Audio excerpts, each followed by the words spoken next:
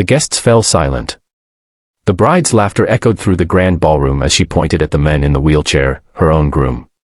Her white dress sparkled under the lights, but her words were sharp as knives. "How am I supposed to dance with this?" she sneered, her voice dripping with mockery. Everyone froze. The groom's face turned pale, his smile fading into quiet shame. No one dared to move, no one except a humble maid standing by the wall, holding a tray and watching the painful scene unfold. What happened next would leave everyone in that room forever changed. Hey there, welcome to Kindness Lights, where real stories remind us that compassion can transform even the darkest hearts. If you believe kindness still matters, don't forget to like this video, subscribe to the channel, and share your thoughts in the comments below.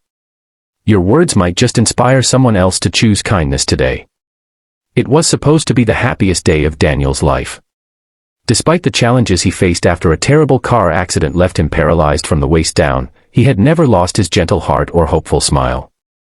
When Emily agreed to marry him, Daniel believed that love had truly conquered everything. But Emily had changed. What started as pity turned into resentment. She missed the life of parties and attention, and somewhere along the way, she began to see Daniel not as her partner, but as a burden. Still, Daniel loved her, blindly, deeply, and without question. The wedding was grand. White roses lined the aisle, the chandelier shimmered like stars, and the guests whispered with admiration. But beneath that beautiful setting, tension simmered. Emily looked perfect, radiant even, but her heart was heavy with pride and bitterness. When the time came for the first dance, Daniel nervously smiled. He had practiced moving his wheelchair gracefully to the rhythm of their favorite song. "Would you dance with me?" he asked softly, holding out his hand. Emily stared at him, her smile fading. "You can't be serious," she whispered, loud enough for people nearby to hear. "How do you expect me to dance with someone who can't even stand?" A few guests gasped. The music stopped. Daniel's heart broke right there in front of everyone.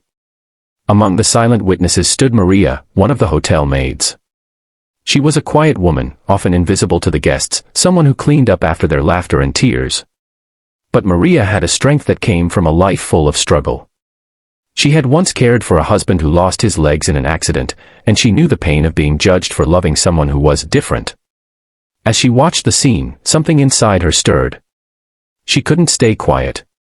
Maria stepped forward, her voice trembling but firm. "Excuse me, ma'am," she said, addressing the bride. "If you don't want to dance with your husband, may I?" Everyone turned toward her. Emily blinked, stunned. "What did you say?" she snapped. Maria placed the tray down and walked up to Daniel with a kind smile. "May I have this dance?" she asked him gently. Daniel hesitated, embarrassed. "You don't have to." But Maria shook her head. "I want to." The band, unsure of what to do, slowly began to play again. Maria took Daniel's hands and began to move gracefully beside him. She swayed in rhythm, pushing his wheelchair in soft circles, smiling with genuine warmth. The guests watched in silence. For the first time that evening, the room felt alive again, not because of the fancy decorations, but because of the quiet beauty of kindness. Maria's movements were simple, but full of heart. She spoke softly to Daniel as they danced. "You're more than what happened to you," she said. "Don't let anyone make you feel less." Tears filled Daniel's eyes. For the first time in months, he felt seen, valued, and respected. When the song ended, the room erupted in gentle applause. People wiped their eyes. Even the band members smiled. But Emily stood frozen, her face pale with shame. She suddenly realized that in her arrogance, she had humiliated not her groom, but herself. After the dance, Maria quietly returned to her work, trying to slip away unnoticed. But Daniel stopped her. "Thank you," he said softly.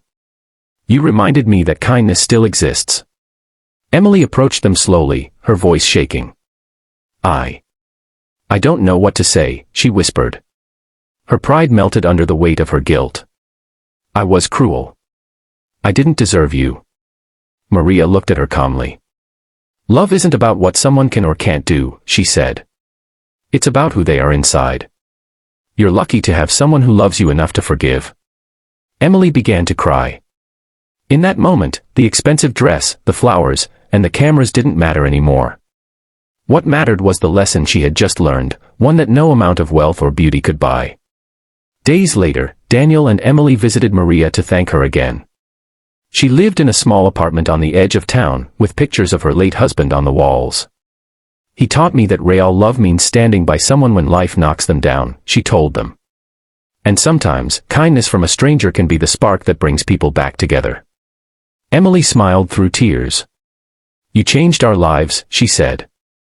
Maria shook her head. No, dear. Kindness did. That day, Emily promised herself never to judge by appearances again. Daniel found strength in forgiveness, and together, they rebuilt their love on a foundation of respect and gratitude.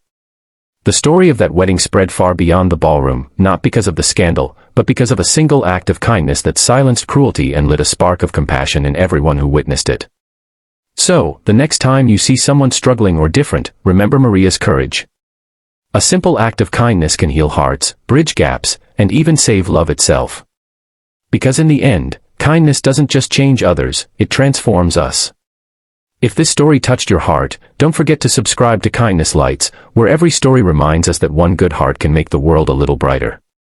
Spread kindness today, you never know whose life it might change.